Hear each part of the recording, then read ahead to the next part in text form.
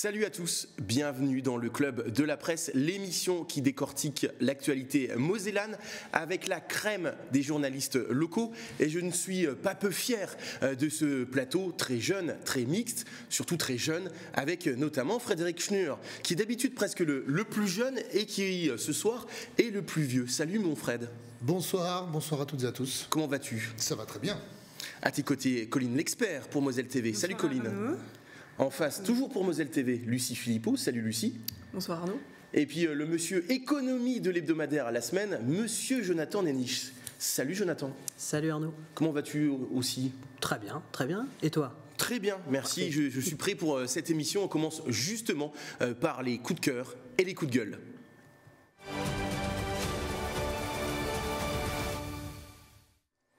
Et on va commencer avec toi, Fred. Je crois que tu as un coup de cœur très corporate, auto-promo, avec Toumès, qui lance aujourd'hui même un outil dédié aux frontaliers qui prennent leur voiture pour aller au Luxembourg. Tout à fait. Alors c'est un coup de cœur parce que ça fait quelques semaines que c'est en gestation et c'est sorti juste là. C'est un coup de cœur parce que c'est utile et on aime bien Toumès avoir un peu le couteau suisse et la boîte utile. Et en fait c'est un. Tiens, je vois à l'écran que il va falloir que je reprenne un petit peu une partie technique, mais en gros c'est au Luxembourg, on gagne mieux sa vie, bon, soit, mais quelle est la part finalement de nos déplacements? Et lorsqu'on prend son véhicule personnel, on peut avoir quand même des sacrées surprises. Et en l'occurrence, on prend quelques exemples pour une personne qui serait aux alentours des 3 300 € par exemple net, qui se retrouve avec 1 000 € de moins à la fin du mois finalement, si on regarde l'impact de ses trajets, sans compter qu'elle fait pas loin de 420 trajets par an et qu'elle passe pas loin de 53 fois des journées de 8 heures au volant, rien que pour aller et revenir du Grand-Duché. Et en fait, ça permet de matérialiser l'impact sur soi déjà, sur son budget. Quand on perd 25% ou 30% de son salaire uniquement pour aller au boulot, ça fait un peu réfléchir. C'est aussi utile pour les entreprises, celles qui voient leurs salariés se dire j'ai envie de bouger au Grand-Duché, regarde, et puis on va en discuter. Et ça permet à celui qui se pose des questions de savoir s'il a intérêt à y rester, de se dire attends, ma vie, mon œuvre, mais surtout mon salaire et le temps que je passe pour y aller. Donc voilà, c'est un outil qui est gratuit, qui est accessible à tout le monde. On peut recevoir en plus, se faire envoyer à soi-même les résultats. Et je pense qu'au moment où il y a des débats sur l'A31, la 31 bis, on a rajouté. C'est ce qui t'a donné l'idée? C'est surtout le covoiturage. On est en train de préparer un dossier sur la 31 bis qui va sortir dans les prochains jours. Et l'impact du covoiturage, techniquement, serait beaucoup plus important si c'était vraiment pris en compte que l'ensemble des autres solutions qui vont voir leurs limites assez rapidement au niveau du train ou du bus. Et donc, si on covoiture à 2, à 3, à 4, cet outil le prouve, on divise par 2, par 3, par 4 le coût, si tant est qu'on le partage, mais aussi on divise par 2, par 3, par 4 le nombre de personnes qui sont seules dans leur voiture. Et je pense que cet impact-là, c'est celui qui pourrait donner le plus d'importance finalement, de capacité à réduire ou à augmenter la fluidité ou à réduire en tout cas la densité des voitures sur la 31. Vous mettez toutes les voitures où il y a une personne, vous en mettez 3 dedans et puis on regarde, on fait le décompte. La CCI de la Moselle encourage d'ailleurs à tout à lancer fait. une initiative. Et donc là, avec cet outil, avec vos revenus, vous savez combien ça vous coûte et vous savez aussi combien finalement vous économiseriez si vous partagiez votre véhicule. En tout cas, c'est une vraie bonne idée et on insiste les internautes à venir donc sur ton site. On le rappelle, c'est toumès.com. Toi aussi, Colline, tu es de bonne humeur puisque tu as un coup de cœur, notamment sur la proposition de loi pour créer une aide d'urgence pour les victimes de violences conjugales qui a donc été adoptée au Sénat. Oui, exactement. La mesure a été examinée et adoptée hier à l'unanimité en deuxième lecture au Sénat. Alors, il s'agit, comme tu l'as dit, d'une loi créant une aide d'urgence pour les victimes de violences conjugales. Alors l'objectif est de les aider financièrement afin qu'elles puissent plus facilement quitter leur foyer et se reconstruire après avoir été victimes de violences au sein de leur couple. Après un dépôt de plainte, un signalement au procureur ou après avoir bénéficié d'une ordonnance de protection suite à des violences conjugales, les victimes pourront donc prochainement en faire la demande. Et assez rapidement, sous 3 à 5 jours, la CAF devrait verser une partie de l'aide. Le montant n'est pas encore connu, mais en tout cas, il sera adapté selon les besoins de la victime. Et concernant les barèmes et plafonds, donc c'est un décret qui les déterminera dans les prochaines semaines. Enfin, cette aide sera attribuée soit sous forme de don, soit sous forme de prêt à taux zéro. Et en cas de prêt, c'est l'auteur des violences qui devra se charger de rembourser le prêt. Donc c'est assez important de souligner ça, je trouve.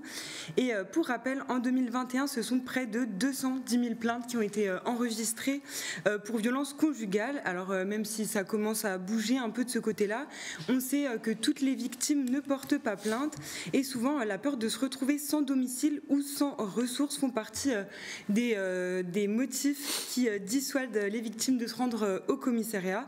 Donc on espère que cette aide permettra de faire bouger les lignes. C'est vrai que Frédéric, pour corroborer les propos de Colline, on sent vraiment qu'il y a une ouverture d'esprit aujourd'hui. En tout cas, la parole se libère chez les femmes. Il y a beaucoup aujourd'hui d'associations, notamment qui luttent contre les féminicides. Oui, et il y a de l'autre côté les récepteurs qui sont plus sensibilisés au niveau de la police notamment, mais pas que, au niveau des magistrats aussi. Donc il y a un mouvement. Le seul mouvement qu'on aimerait constater, c'est que ces personnes arrêtent de taper sur leurs compagnes. Oui, effectivement. Je crois que c'est là qu'il faudrait que ça se passe. Et voilà, je ne sais pas s'il y a un dispositif d'accompagnement, il y en aura probablement qui doivent exister, mais c'est ces personnes-là qu'il faut vraiment faire comprendre qu'il faut que ça s'arrête, quoi. On va passer à toute autre chose avec toi, Jonathan. C'est également un coup de cœur et forcément ça me fait très plaisir puisque c'est Metz Tennis de table qui, pour rappel, a joué donc sa demi-finale aller de Ligue des Champions. C'était mercredi soir face à Linz. Oui, voilà Arnaud, comme tu le rappelles, c'est quand même un bel exploit qui s'est joué mercredi soir. Et malgré la défaite 3-2. Malgré la défaite 3-2, mais au-delà du résultat, je trouve que c'est avec ce genre d'événements, de belles affiches, que le tennis de table peut se développer et peut... voilà, c'est un sport quand même assez incroyable c'est un peu les que tu pratiques depuis très longtemps. Que je pratique depuis une vingtaine d'années, et c'est un peu les échecs du sport, parce que en fait on mesure pas forcément, mais on peut imprimer dans la balle un effet coupé, lifter, sauter avec plus ou moins d'intensité. Il y a des zones différentes à viser de la table et voilà, c'est vraiment un sport agréable qui sait en plus se réinventer parce que voilà, on est passé il y a quelques années de la balle celluloïde à la balle plastique et ça c'est très important en fait parce que du coup ça ralentit les échanges, ce qui fait que les échanges sont plus longs et même le spectateur lambda qui ne connaît pas forcément grand chose au sport peut prendre du plaisir parce que les échanges sont longs, sont intenses. Voilà, on a eu aussi un tie-break. Maintenant, il y a un tie-break qui joue à la belle. Donc, les sets se jouent en 11 points. Et à la belle, c'est un dernier set en 6 points. Donc là, c'est vraiment... c'est haletant, quoi. C'est hyper spectaculaire. Voilà, c'est hyper spectaculaire. Ça tire en haleine. Et là, on l'a bien senti. Effectivement, le public était à fond dedans, quoi. Donc, c'était vraiment super avec un match magnifique de Pauline Chasselin qui a su embarquer un peu tout le monde avec elle. Enfin, je trouve que c'était chouette, quoi. Et puis il y a également côté spectacle la salle noire, un petit peu comme au Moselle Open. Donc ça rajoute effectivement le noir salle plutôt, ça rajoute ce côté spectaculaire. Alors parmi vous, il y a quand même un coup de gueule. Alors il va falloir qu'elle s'explique. C'est par rapport à la Saint-Valentin. Tout à fait. J'ai choisi moi la Saint-Valentin. C'était ce mardi et je vais vous dire pourquoi c'est mieux de ne pas la fêter cette fête des amoureux. Qui l'a fêté d'ailleurs ici sur ce plateau? Personne. Donc ça prouve. Voilà. Tu ne l'as pas fêté non plus. Je ne l'ai pas fêté. Ok. Je ne l'ai pas fêté. À la Saint-Valentin, on offre des fleurs, évidemment, et dans les fleurs, il y a beaucoup de pesticides. Ça, c'est pas super cool, quoi. Et en plus, la provenance des fleurs elles ne viennent pas forcément toujours de France. Donc c'est pas fou. En plus, on les achète coupées et fraîches. On croit qu'elles viennent du coin de la rue, mais en fait non. J'ai regardé 25 roses importées. Ça représente l'équivalent d'un bilan carbone d'un vol de Paris-Londres. Donc quand même. 25 roses. 25 roses. Ensuite, on le sait tous et on le dit tous, la Saint-Valentin c'est une fête commerciale et les commerçants ils en profitent un peu pour innover et créer des produits un peu farfelus. On a vu justement sur les images quelques chocolats atypiques. Voilà. Exactement. Et en plus, on les vend un peu cher. Je trouve que on profite un peu de cette fête-là. Et pour moi, c'est quand même une journée assez romantique et chic, classe. Et ça casse un peu tout le délire de la journée. Et puis en plus, la Saint-Valentin, ça coûte cher. On se met une certaine pression entre couples, entre partenaires du couple, de qui va acheter la meilleure fleur ou le meilleur cadeau, le meilleur bijou. Donc ça aussi, une pression pas très sympathique. Et évidemment, à la Saint-Valentin, il y a souvent le soir un gros match. Mardi, c'était PSG Bayern Munich. Et là, il faut faire un choix qui n'est pas toujours évident. C'est à 21h, hein. Il y a quand même le temps d'aller au resto. On peut faire plaisir à tout le monde. 21h, c'est l'heure du dessert. Là. et je finirai par dire que la Saint-Valentin, c'est pas sympa pour les célibataires. On expose un peu tout son amour sur les réseaux sociaux, alors que le célibataire, il est devant Netflix avec son petit plaid et c'est pas très sympathique. Voilà. Colline, pourquoi toi tu n'as pas fêté cette fête commerciale? C'est justement pour ça? Eh ben, il n'y a pas de date particulière pour dire à son ou à sa partenaire qu'on l'aime. Donc voilà, j'ai pas attendu le 14 février, lui non plus. En tout cas, si vous le voulez bien, attachez vos ceintures, on va décoller.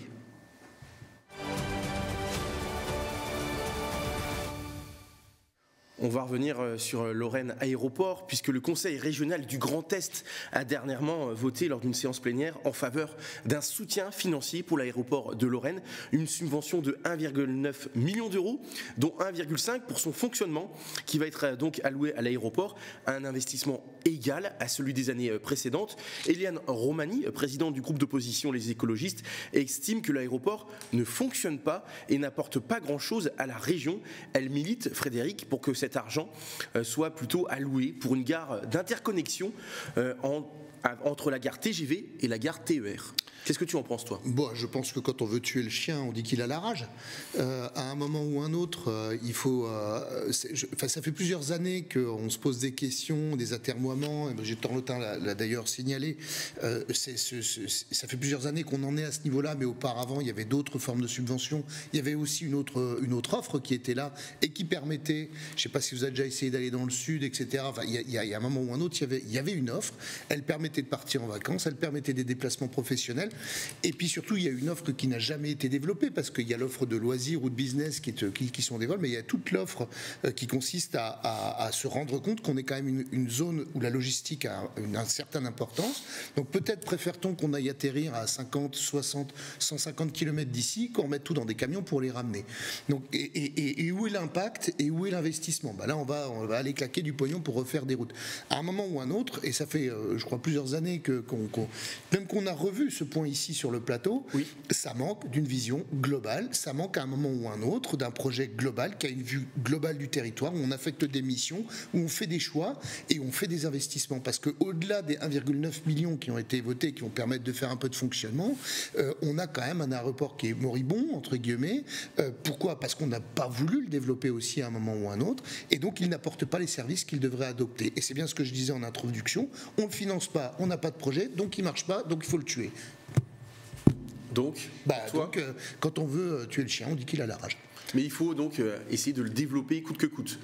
Coûte que coûte, je ne sais pas. Il faut déjà avoir une vision. Il me fait penser à un bout de bois qui est dans les vagues, quoi, si vous voulez. Donc, à un moment ou un autre, il faut l'insérer dans un parcours d'ensemble. On a le Grand-Duché avec Cargolux qui fait du fret à très très haut niveau, qui redescend tout sur la 31. On parlait des mobilités.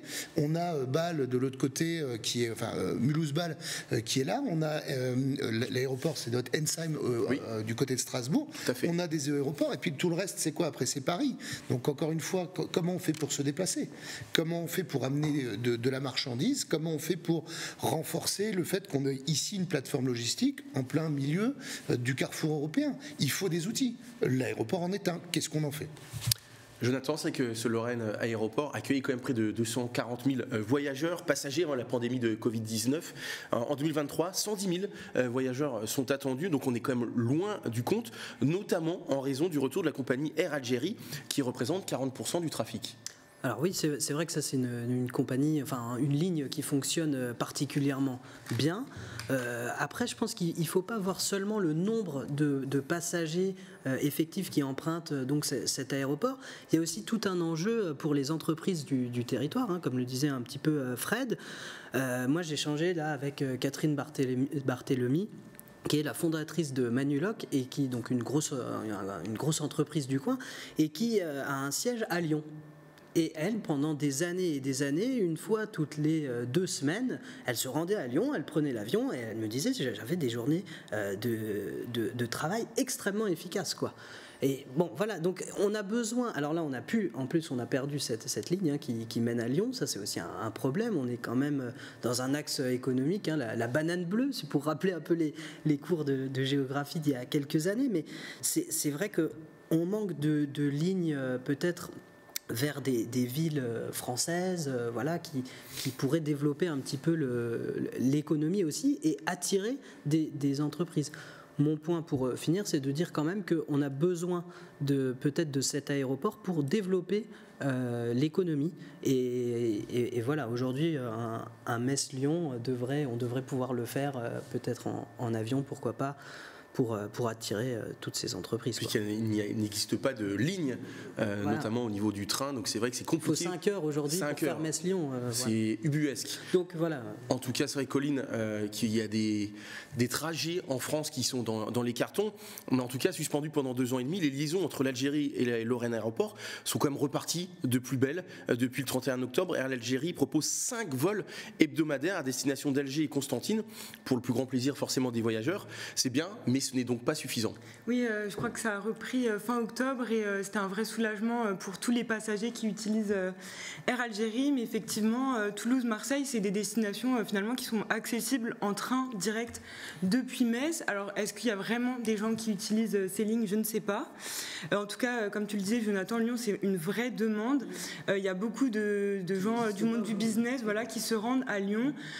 En train, c'est quasiment impossible, mais en tout cas la direction de l'aéroport travaille justement sur le retour de la destination Lyon, enfin Lorraine Aéroport jusqu'à Lyon et même Nice, et apparemment aussi dans les cartons, voilà, des vols aller-retour vers Nice pour faciliter les trajets business. Oui, ce sont des lignes qui ont existé quand même, par le passé, voilà, par le passé, et qui étaient très empruntées par beaucoup de mais la crise Covid a un peu cassé l'élan, si je puis dire, qu'il y avait avant. Ça s'est passé avant la crise Covid. La crise Covid, de toute façon, on mis à plat, mais la totalité des aéroports. Donc, c'était pas forcément excessivement liés.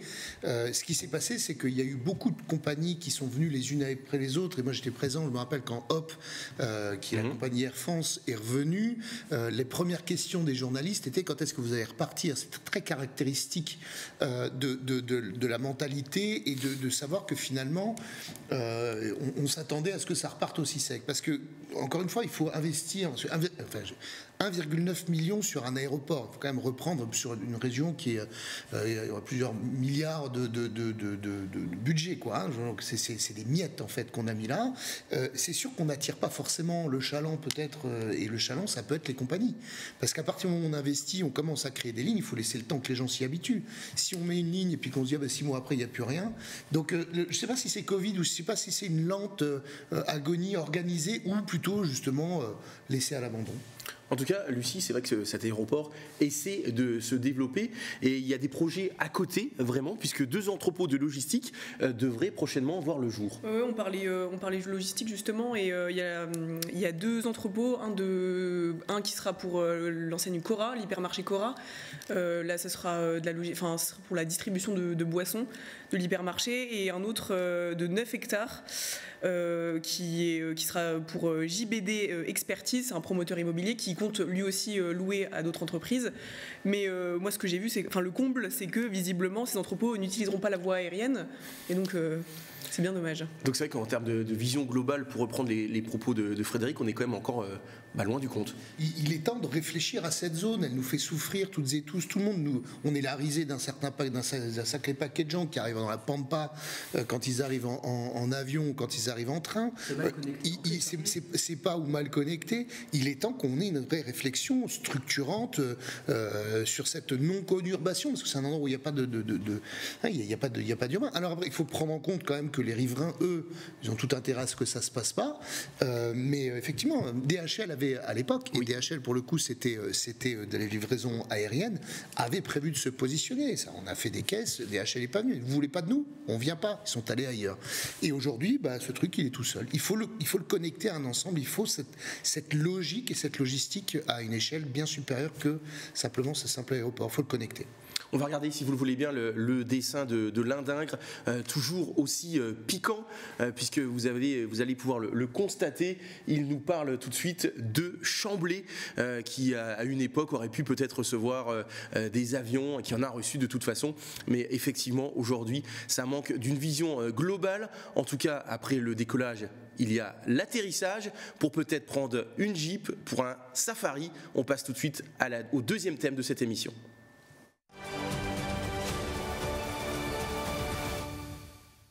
Et on va parler du sujet préféré de Colline l'expert, puisqu'on va parler des animaux, pour ne rien cacher. On va parler du zoo d'Amnéville, effectivement, qui retrouve vraiment son essor en 2022. On va voir les chiffres, puisque malgré une année 2022 compliquée, avec la sortie du Covid, les ruptures d'approvisionnement avec la guerre en Ukraine ou la canicule, le zoo d'Amnéville dresse un bilan assurément positif en franchissant la barre des 350 000 entrées, plus 100 000 par rapport à l'année précédente, dont 25 000 scolaire. C'est vrai, Colline, que Alban Piller, la directrice du zoo d'Amnéville, et ses équipes ont rivalisé vraiment d'ingéniosité pour relancer ce zoo. Je pense spontanément à la journée Halloween, mais plus certainement à Luminescence. Oui, c'est vrai qu'ils ont organisé quelque chose à Halloween et c'est une fête qui parle aux familles. Alors en plus d'avoir décoré le parc, ils ont vraiment en fait voulu mettre en avant des espèces d'animaux auxquelles on ne s'intéresse pas toujours. Je pense aux chouettes, aux araignées, aux chauves-souris, etc. Donc voilà, en plus de la décoration, il y avait un aspect aussi pédagogique. Donc forcément, je pense que ça a plu. Et Luminescence, vous l'avez sûrement pas manqué non plus. Ça a ramené beaucoup de monde. C'était vraiment beau à voir pendant la route des lanternes aux périodes de Noël. Donc ils ont vraiment essayé de mettre le paquet avec presque 1000 lanternes. Et je pense aussi que le fait de pouvoir se rendre à Luminescence, donc en payant l'entrée, mais sans se rendre dans le zoo, ça a pu attirer une clientèle qui, par exemple, n'aime pas forcément le zoo, mais voilà, avait envie de voir des animaux, mais lumineux, pas forcément en captivité. Voilà. Donc en tout cas, une bonne idée, je pense, pour dynamiser le zoo, surtout à cette période où normalement la fréquentation est quand même assez faible en hiver. Justement, oui, effectivement, quand on va au zoo, c'est en famille et généralement quand il fait beau, c'est 80% de l'année qui se joue finalement en 6 mois pour le zoo d'Amnéville. Et c'est vrai, Jonathan, que cette année, ces événements comme Luminescence, qui était quand même quelque chose de magnifique, ça a permis de recréer une certaine magie en dehors de cette période estivale. Bien sûr, c'était l'objectif affiché, finalement d'attirer le public toute l'année, en fait 100% de l'année. Et à la base, quand le zoo a été repris par le fonds Prudentia Capital, ce sont quand même des vrais professionnels qui savent accélérer des entreprises, les remettre sur les rails. Et en prenant donc Alban Piller, effectivement la directrice, il faut savoir qu'elle a quand même une grosse expérience dans le tourisme. Elle a dirigé Strasbourg Événements, elle a été vice-présidente de l'Office de tourisme de Strasbourg. Donc c'est vrai que le mec connaît son curriculum vitae sur le bout des doigts. Voilà, exactement. Mais non, mais ce que je veux dire, c'est que c'est une vraie pro du tourisme. C'est une pointure. Voilà, c'est une pointure. Je pense qu'elle sait imaginer un petit peu le parcours clientèle le parcours, on va dire, des visiteurs plutôt, a été repensé. Enfin, il y a quand même eu beaucoup de choses. Et voilà, c'est une vraie pro qui sait ce qu'elle fait, qui sait où elle va. Et quand elle est arrivée donc en tant que directrice, la demande, c'était aussi de renouer un petit peu le contact avec les collectivités, les transfrontaliers. Et effectivement, avec ce genre de parcours, Luminescence, ça fonctionne bien aussi. Le département s'en saisit. Enfin, ça fonctionne bien. Frédéric, c'est vrai que pendant très longtemps, le zoo a été la tête de gondole du navire Amnéville. Il y a eu pas mal de vicissitudes, dont le Covid ces dernières années. Mais est-ce que tu as l'impression, en tout cas, que le zoo peut à nouveau être cette tête de gondole ? En tout cas, ça a été bien dépoussiéré. Il y a eu cet effet qui était de profiter, je mets entre guillemets, de l'effet positif qu'on a pu constater sur le sentier des lanternes et de finalement d'étaler ce sentier un petit peu partout en Moselle. Le coup a très très bien fonctionné. Effectivement, ça permet de connecter, ça permet d'élargir le temps de contact avec les gens, parce qu'on n'y va pas forcément en hiver au zoo. Ça a en tout cas bien marqué une différence. Et est-ce que ça va devenir une tête de gondole? Je ne suis pas certain que ça ne l'était plus, parce que visuellement, le zoo était déjà présent, on le voit sur les panneaux publicitaires, il y a quand même des images qu'on voit, les enfants, etc. Enfin, moi, j'ai pas l'impression qu'il avait disparu. Il y a eu pas mal de petites polémiques, alors c'était il n'y a pas si longtemps, avec les ours, avec les tigres aussi. Oui, il y a eu énormément de polémiques. Il y a eu d'ailleurs une enquête qui avait été faite par France Bleu à l'époque sur la gestion un petit peu des animaux. D'ailleurs, c'est ça qui a marqué le basculement avec l'arrivée d'un nouveau, avec le changement d'équipe, avec un nouvel actionnaire et avec ce qu'on constate que ça va quand même mieux et c'est pas plus mal pour ce poumon touristique qui est aussi le plateau d'Amnéville, destination Amnéville. C'est quand même un endroit qui est très très important, qui attire beaucoup de monde et qui nous fait même un tourisme extra départemental. On a tout à gagner à avoir un zoo fort. Et Lucie, il y a des projets également dans les cartons, un projet d'hébergement qui devrait voir le jour en 2024. Alors à ton avis, est-ce qu'on peut s'attendre à peut-être quelque chose comme le parc de Sainte-Croix? Il faudrait peut-être trouver un concept peut-être un petit peu plus innovant ou différent en tout cas. Moi, je pense que ça peut cartonner et je pense aussi que ça sera différent de ce qu'on connaît à Sainte-Croix parce que Sainte-Croix, c'est plus sauvage. Là, le zoo d'Amnéville, ça sera plus exotique, selon moi. Et puis en plus, Alban Piller avait dit ça sera normalement dans l'enclos des tigres. Dormir au milieu des tigres, ça peut être sympa. Ouais, ça peut être sympa. Donc en plus, les tigres, c'est un peu un incontournable en plus du parc. C'est un gros enclos, donc c'est bien. Mais après, moi, j'aurais bien aimé dormir avec les girafes en hauteur. Ça aurait pu être pas mal. Je sais qu'il y a déjà un restaurant aux girafes, mais effectivement. Mais dormir avec les girafes, ça aurait pu être. J'aurais bien vu des squales qui se baladent autour de toi toute la nuit. Ouais. C'est un peu intense comme nuit, mais non, je pense qu'effectivement, c'est pas du tout le même produit. Sainte-Croix, on est dans une autre, presque même mission parfois, et un autre état d'esprit. On n'est pas, c'est même pas les mêmes missions. Si j'en crois la préservation animale, ils fonctionnent pas de la même manière. Ils n'ont pas d'ailleurs pas du tout le même axe de communication. Après, le zoo rêverait de réintroduire, enfin ce qui se dit, ce qu'ils en disent, c'est de réintroduire des espèces dans les forêts, voilà. Mais aussi. Leur mission de préservation, il y a aussi une vraie mission. Mais j'insiste dessus en tout cas. Oui, voilà. C'est la moins connue. Pour terminer, Colline, toi, tu rêverais de dormir avec quel animal? Lucie a parlé des girafes. Pourquoi pas des loutres? Des loutres, ok. Voilà. En tout cas, c'est une idée à donner à Alban Piller. On va regarder pour terminer le dessin donc de Yann Lindingre. Vous pouvez le constater, ce serait le moment de demander une augmentation pour les animaux. Pourquoi pas? En tout cas, pour terminer, on va avoir la citation du jour. S'il y a encore quelqu'un qui retourne au zoo, c'est vraiment que les gens sont plus bêtes que nature. Est-ce que vous avez une idée? Je crois que j'ai la réponse. Vas-y, je t'en prie. Brigitte Bardot. Bravo, Lucie. Tu as gagné le droit de revenir au club de la presse. Merci en tout cas, les cas, d'être venus sur ce plateau à tous les quatre. On se retrouve la semaine prochaine pour un nouveau club de la presse avec Jérôme Bergerot aux commandes. Bonne soirée à tous.